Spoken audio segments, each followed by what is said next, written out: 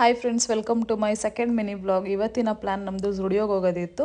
ಅದಕ್ಕಿಂತ ಮುಂಚೆ ನನಗೊಂದು ಪುಟಾಣಿ ಮಡಕೆ ಬೇಕಾಗಿತ್ತು. ನಾನು ಅದನ್ನು ಡೆಕೋರೇಷನ್ ಮಾಡೋಕ್ಕೆ.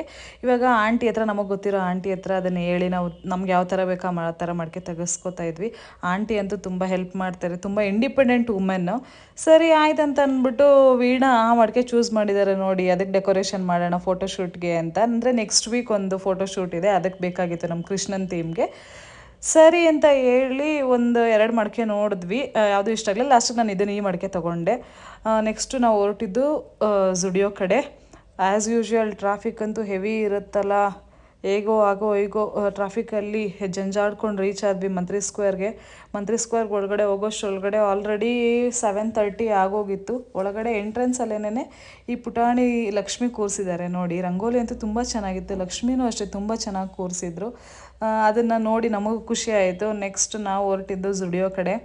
ಸೇಲ್ ಇತ್ತಲ್ಲ ಅಂತ ಅಂದ್ಬಿಟ್ಟು ಬಂದ್ವಿ ಝುಡಿಯೋಗೆ. ನನಗೆ ಹೋಗಿದ ತಕ್ಷಣ ಅಷ್ಟೇನು ಇಷ್ಟ ಆಗಲಿಲ್ಲ. ಬರೀ ರೇಟ್ಗಳು ಅಂದರೆ 299, 499 ಆ ಥರ ಇದೆ ಹೊರತು ಬಟ್ಟೆ ಅಷ್ಟು ನನಗೆ ಚೆನ್ನಾಗಿ ಇಷ್ಟ ಆಗಲಿಲ್ಲ. ಆ್ಯಕ್ಚುಲಿ ನಾನು ಝುಡಿಯೋದಲ್ಲಿ ಬಟ್ಟೆನೇ ತೊಗೊಳೋದಿಲ್ಲ, ಇದು ತೊಗೊಂಡೇ ಇಲ್ಲ. ಏನಿದ್ರು ಪರ್ಫ್ಯೂಮ್ಸ್ ಜಾಸ್ತಿ ತೊಗೋತೀನಿ ಮತ್ತು ನೇಲ್ ಪಾಲಿಷಸ್ ಜಾಸ್ತಿ ತೊಗೋತೀನಿ.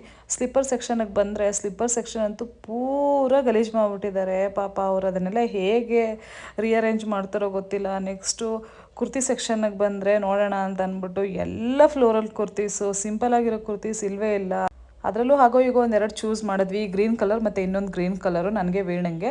ಆದರೆ ಅದಕ್ಕೆ ಸೇಲ್ ಇರಲಿಲ್ಲ, 899 ಪ್ರೈಸ್ ಇತ್ತು. ಅದು ಆಫರಲ್ಲಿ ಇದ್ದಿದ್ದು 499. ನಾನು ಈ ಬಾಡಿಕಾನ್ ಡ್ರೆಸ್ನ ಚೂಸ್ ಮಾಡಿದೆ, ನನಗೆ ಇಷ್ಟ ಆಯಿತು. ಅದಕ್ಕೆ ಫ್ಯೂಚರಲ್ಲಿ ಏನಕ್ಕಾದ್ರೂ ಬೇಕಾಗುತ್ತೆ ಅಂತ. ನೆಕ್ಸ್ಟು ಪರ್ಫ್ಯೂಮ್ ಸೆಕ್ಷನ್ಗೆ ಹೋದ್ವಿ. ಅಲ್ಲಿ ನಾನು ಒಂದು ಪರ್ಫ್ಯೂಮ್ ಎತ್ಕೊಂಡೆ, ಅಜಲ್ ಅಂತ ಒಂದು ಪರ್ಫ್ಯೂಮ್ ಅಷ್ಟೇ. ನೋಡಿ ಎಷ್ಟು ಜನ ರಶ್ ಇದ್ದರು ಅಂತಂದರೆ, ಆ ಬಿಲ್ಲಿಂಗ್ ಸೆಕ್ಷನಲ್ಲಂತೂ ಫುಲ್ಲು ಲೈನ್ ಇತ್ತು. ಸುಮ್ಮನೆ ಅಲ್ಲೇ ಹಂಗೆ ಟೈಮ್ ಪಾಸ್ ಮಾಡ್ಕೊಂಡು, ಈ ಮಗು ನೋಡಿ ಎಷ್ಟು ಚೆನ್ನಾಗಿ ಎಲ್ಲ ಪರ್ಫ್ಯೂಮ್ಸ್ನ ಎತ್ಕೊಂಡು ಅದ್ರ ಹತ್ರ ಇಟ್ಕೊಂಡಿತ್ತು. ಶಾಪಿಂಗ್ ಮಾಡೋದು ಒಂದು ಕಡೆ ಆದರೆ ಬಿಲ್ಲಿಂಗ್ ಮಾಡಿಸ್ಕೊಳ್ಳೋದು ಇನ್ನೊಂದು ಥರ ತಲೆನೋವು. ನೆಕ್ಸ್ಟ್ ಅದನ್ನು ಮುಗಿಸ್ಕೊಂಡು ನಾವು ಬಿರಿಯಾನಿ ತಿನ್ಕೊಂಡು ಹೋಗೋಣ ಅಂತ ಅಂದ್ಬಿಟ್ಟು ದೊನ್ನೆ ಬಿರಿಯಾನಿ ಮನೆಗೆ ಬಂದ್ವಿ. ಚೆನ್ನಾಗಿ ಬಿರಿಯಾನಿ ತಿಂದ್ವಿ, ಬಿಸಿ ಬಿಸಿ ಕುಷ್ಕದಲ್ಲಿ ಪೀಸ್ ಬಂದಿತ್ತು ಅಂತ ವೀಣಾ ಖುಷಿಯಾಗಿದ್ದರು. ನೆಕ್ಸ್ಟು ನಾವು ಹೋಗಿದ್ದು ಮನೆ ಕಡೆ. ಇವತ್ತಿನ ಮಿನಿ ಬ್ಲಾಗ್ ಇಷ್ಟೇ. ಬಾಯ್ ಫ್ರೆಂಡ್ಸ್, ನೆಕ್ಸ್ಟ್ ವಿಡಿಯೋದಲ್ಲಿ ಸಿಗೋಣ.